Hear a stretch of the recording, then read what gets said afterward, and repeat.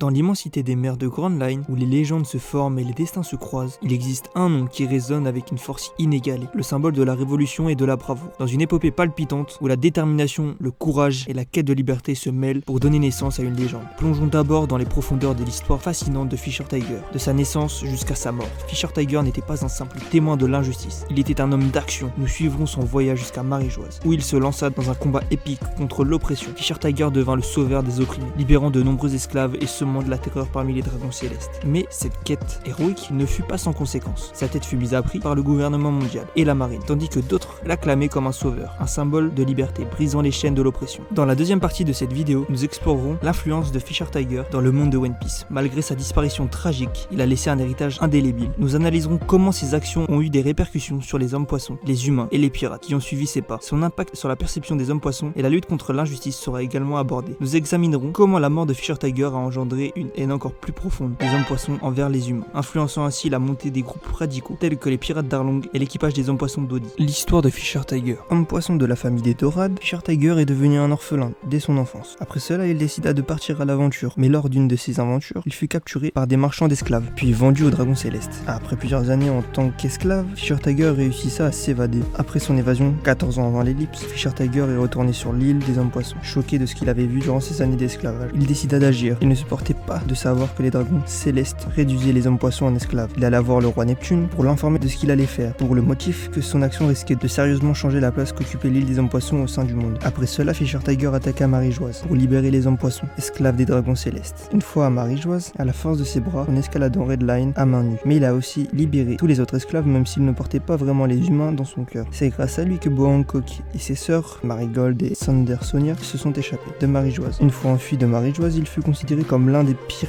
criminels de tous les temps par le gouvernement mondial et la marine, alors que pour d'autres il fut acclamé comme un sauveur. Sa tête fut mise à prix à 230 millions de berries. Il décidera par la suite de créer l'équipage du Soleil, avec en second Jinbei et en troisième capitaine Aladdin. Ils naviguèrent sur les océans en attaquant et en coulant les navires de la marine. Mais ils créèrent aussi un tatouage spécifique à l'équipage. Ce tatouage sert en fait à recouvrir les marques du dragon céleste que les nobles leur avaient imposées au fer rouge. Cette dernière représentait une patte de dragon et montrait l'appartenance au monde des esclaves. Toutefois, ça ne veut pas forcément dire que tous ceux qui ont le tatouage du Soleil sont des anciens esclaves. La marque du Soleil prouve seulement l'appartenance à l'équipage des pirates du Soleil. Elle permettait aussi de ne pas pouvoir différencier les anciens esclaves des autres membres afin d'éviter toute discrimination. Il s'attacha affectivement à une jeune humaine qu'il avait libérée lors de son attaque sur Marie-Joise. Cette jeune humaine n'était autre que Koala. Les habitants de l'île où s'était réfugié Koala leur demandèrent de prendre la petite fille avec eux pour qu'elle puisse rentrer chez elle. Elle se présente et après avoir remercié Tiger pour l'avoir libérée, elle est prise à bord par l'équipage du Soleil. Arlong l'a beaucoup malmenée car étant raciste envers les humains. Il l'a frappée et Koala, ayant des bribes de souvenirs de Marie-Joise, se laissait faire et travailler pour ne pas se faire tuer. Tiger mit la marque de son Jolly Roger sur Koala en remplaçant celle des dragons célestes instantanément, ce qui permit d'effacer son passé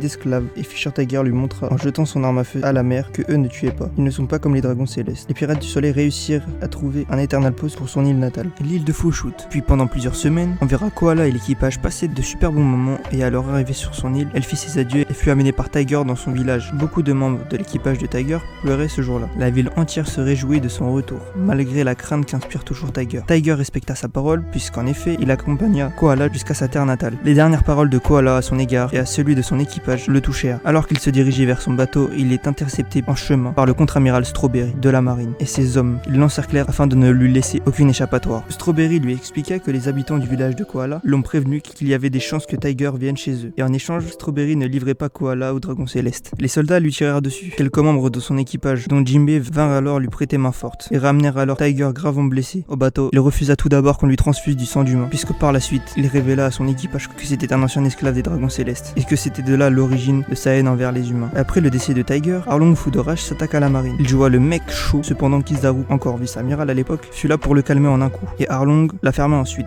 Il fut emprisonné à Impel Down. Tiger n'étant plus, Jinbei, surnommé le paladin des mers, devint capitaine des pirates du Soleil, constituant alors une trop grande menace pour la marine. Un poste de grand corsaire lui fut proposé. Ce dernier accepta, convaincu par les dernières paroles de Tiger. Grâce à son choix, Arlong fut libéré et les pirates du Soleil purent rentrer chez eux. Arlong, furieux que Jinbei se soumette aux humains, s'en prit à lui. Cette altercation conduit à la division des pirates du Soleil en 3 groupes distincts. Son influence. Maintenant parlons de l'influence de Fisher Tiger après sa mort. Son décès engendra une haine encore plus intense des hommes-poissons envers les humains. Des équipages pirates radicaux vont voir le jour, comme les pirates d'Arlong et le nouvel équipage des hommes-poissons d'Odi. C'est ainsi que naît l'équipage d'Arlong. Cet équipage alla ensuite à Kokoyashi, une petite île où ils s'installèrent. Ils obligèrent les habitants à leur donner de l'argent pour qu'ils les épargnent. Malheureusement, une femme nommée Belle-Mère n'avait assez d'argent d'argent pour payer la vie de ces deux jeunes filles qu'elle avait adoptées. Leur capitaine Arlong la tua sans aucun remords. L'équipage des pirates d'Arlong avait alors acquis leur triste notoriété. Par la suite, durant l'arc Arlong, l'équipage du chapeau de paille affronte cet équipage pour venger Nami, car elle était une des deux jeunes filles, avec Nojiko, adoptée par Belle-Mère. Car Arlong avait tué Belle-Mère. Il affronte également pour libérer Kokoyashi de leur tyrannie. Octo perdit face à Zoro, Usopp vaincu Smack. Kurobi ne résista au coup de pied de Sanji, et après un très long combat, Luffy battu le capitaine Arlong. Une fois l'équipage battu, l'île fut libérée de la dictature de Arlong. L'équipage de Odi. Cet équipage fut fondé après la mort de Fisher Tiger et a pour ambition de faire valoir la supériorité des hommes poissons sur les humains. C'est l'équipage pirate qui compte le plus de membres, puisqu'il compte près de 100 000 hommes. Toutefois, la moitié d'entre eux furent neutralisés par le haki des rois de Luffy. Parmi ces 100 000 membres d'équipage, on dénombre exactement 70 000 hommes poissons et 30 000 humains, réduits en esclavage. Certains membres de l'équipage forment des unités particulières. La division des carapaces d'acier qui se bat à l'aide d'une épée et d'un bouclier d'acier en forme de carapace. L'unité du poisson qui se bat à l'aide d'une arme empoisonnée, la division bazooka, et une unité d'hommes poissons porc-épic. On apprend aussi que les stéroïdes que consomme l'équipage des nouveaux hommes poissons est en réalité une drogue très puissante qui donne une puissance hors du commun à son consommateur. En contrepartie d'un effet secondaire dévastateur car elle provoque un vieillissement prématuré chez les consommateurs. C'est le trésor de l'île des hommes poissons. Jinbe, c'est un homme poisson requin baleine qui a servi comme deuxième capitaine de l'équipage des Pirates du Soleil, succédant ainsi à Fisher Tiger, et un ancien corsaire qui a obtenu le poste il y a 11 ans. Son nom a été mentionné pour la première fois à Yosaku lorsqu'il expliquait le fonctionnement des grands corsaires. Cependant, il n'en a été formellement introduit que beaucoup plus tard, pendant l'arc d'Impel Down. Il a abandonné son titre de corsaire durant la bataille de Marineford, saluant à l'équipage de Barbe Blanche. Au cours de la guerre, il s'est lié d'amitié avec Monkey D. Luffy et s'est ensuite allié avec lui et son équipage pour empêcher le coup d'état de l'équipage des nouveaux hommes poissons contre la famille royale de Neptune et le royaume de Ryogu. Il a même été invité à rejoindre l'équipage du chapeau de paille, mais a refusé en raison de son affiliation avec Big Mom. Il a cependant promis qu'une fois qu'il serait prêt, il retournerait vers Luffy et demanderait à rejoindre son équipage. Au cours de l'arc Wall Cake Island, Jinbe quittera les services de Big Mom en se rebellant contre elle et en aidant les chapeaux de paille à échapper à ses griffes. Il a permis de conclure une alliance entre l'équipe de récupération de Sanji, réaffirmant par ailleurs son envie de rejoindre l'équipage du chapeau de paille. Caesar Clown et l'équipage du Fire Tank afin de faire tomber Big Mom. Malgré l'échec du plan, il rejoint officiellement l'équipage du chapeau de paille. La première prime de Jinbe était de 67 millions de berry. Finalement, sa prime s'est élevée à 250 millions de berry après avoir démissionné du poste de corsaire. Sa prime s'est élevée à 438 millions de berry après les événements de l'arc Pays des Rois. Sa prime a monté à 1 milliard 100 millions de berry. L'histoire de Fisher Tiger dans l'univers de One Piece est celle d'un homme qui a transcendé les frontières et les préjugés pour devenir un symbole de rébellion et de la liberté. Son parcours de l'esclavage à la libération des hommes poissons est marqué par un courage inébranlable et une détermination sans faille. Fisher Tiger a défié les dragons célestes et les oppresseurs les plus puissants du monde en s'attaquant alors à leur repère sacré Marie-Joie. Son acte audacieux a suscité l'admiration des opprimés et la colère des puissants, faisant de lui à la fois un héros et un fugitif recherché. Sa quête de justice a semé les graines de la révolution, inspirant des milliers d'âmes à se dresser contre l'injustice et lutter pour leur liberté. Mais l'influence de Fisher Tiger ne s'est pas arrêtée là. Sa mort tragique a marqué les esprits et a engendré une haine profonde chez les hommes poissons envers les humains. Cette rancune a alimenté des mouvements radicaux tels que les pirates d'Arlong et a créé une division profonde entre les différentes races des mers. Fisher Tiger restera à jamais gravé dans les mémoires comme un symbole de courage, de compassion et de détermination. Son impact continue à résonner, rappelant à chacun que la liberté est un droit indéniable et que l'injustice doit être combattue sans relâche. Alors que nous concluons cette aventure, nous sommes témoins de la grandeur d'un homme qui a défié les puissants, brisé les chaînes et a inspiré un mouvement. Fisher Tiger restera à jamais dans les annales de One Piece. Sa légende vibrant à travers les mers, rappelant à tous que la bravoure et le désir de la liberté peuvent changer le cours de l'histoire. Si tu as aimé la vidéo, je te laisse t'abonner et mettre un like. Ciao.